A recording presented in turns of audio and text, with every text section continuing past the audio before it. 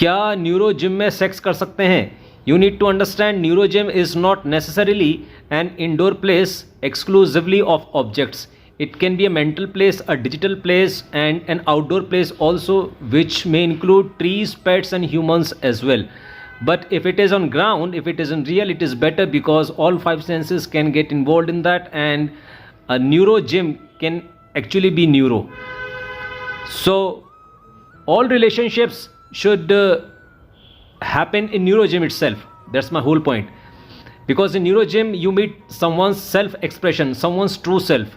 Otherwise you are meeting only a superficial fake self.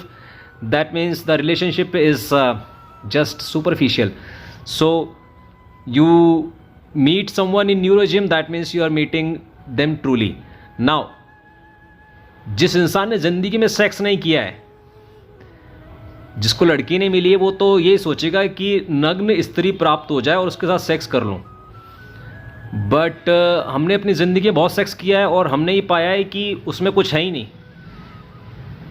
अगर किसी में कुछ है, अगर स्त्री का व्यक्तित्व, उसका सेल्फ एक्सप्रेशन, उसकी अभिव्यक्ति जो है, मतलब at the age of 37 years now I get excited with the self expression, with the signature of a women in her life. Signature मतलब किस प्रकार से अपना जीवन जी रही है, कैसे वो लिखती है, कैसे वो बोलती है, कैसे वो कोई म्यूज़िकल इंस्ट्रूमेंट को प्ले करती है, कैसे किसी लैंग्वेज को अप्रोच करती है, कैसे मनी को अप्रोच करती है, किसी इवेंट को, कोई बिजनेस इवेंट है या कोई भी स्पिरिचुअल इवेंट है, उसको अप्रोच करती है. Basically the whole self expression of a women is what excites me now. और मेरे बारे में कुछ खास नहीं है, मतलब ही सच्चाई है. सोसाइटी जो कि सेक्स में फंसी हुई है, यदि वो जी ले तो उसको पता चल जाएगा कि सेक्स में मतलब it's not the intercourse part which is just there. मतलब उससे करोड़ों गुना बड़ी चीज़ है सेक्स. एक दूसरे का, औरत और आदमी का जो संबंध है वो उससे बहुत गहरा और बहुत विशाल है. वो तभी हो सकता है जब इंसान अपने सेल्फ एक्सप्रेशन पे या फिर अपनी अभिव्यक्ति पर काम करे. तो जब वो अपनी अभिव्यक्ति पर काम करेगा तो वो जो न्यूरो जिम के अंदर बिताए हुए 1 घंटे, 2 घंटे, 3 घंटे, 6 घंटे हैं, वो एटॉमिक हैबिट्स उसमें हो रही हैं. मतलब कि स्त्री और पुरुष के बीच में जो फिजिकल चीज़ें होती हैं, ज़रूरी थोड़ा है वो लिंग और योनि के बीच में हो. लिंग और योनि के अलावा भी स्त्री और पुरुष एक दूसरे नग्न होकर बहुत कुछ कर सकते हैं. तो वो सब कुछ एटॉमिकली करेंगे ना भाई साहब. तो थोड़ी देर गिटार बजा लिया, बोर हो गया. अब थोड़ी देर लड़की के बालों को प्यार कर लिया, फिर बोर हो गए. फिर थोड़ी देर लड़की ने आपके बालों को प्यार कर लिया, फिर कभी उसे गालों को प्यार कर लिया.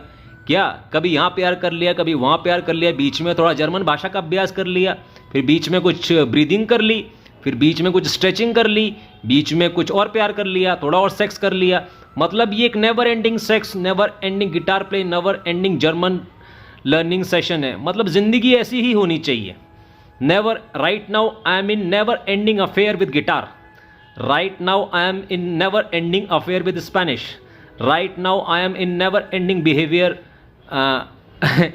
relationship with the content creation, and in my opinion I am in never ending relationship with all the women that I have met and I've been in relationship. वो चली गई मुझसे दूर और उनका ऐसा मानना है कि रिश्ता टूट गया, तो उनके मानने से क्या, मेरा तो ऐसा मानना है कि रिश्ता अभी भी है.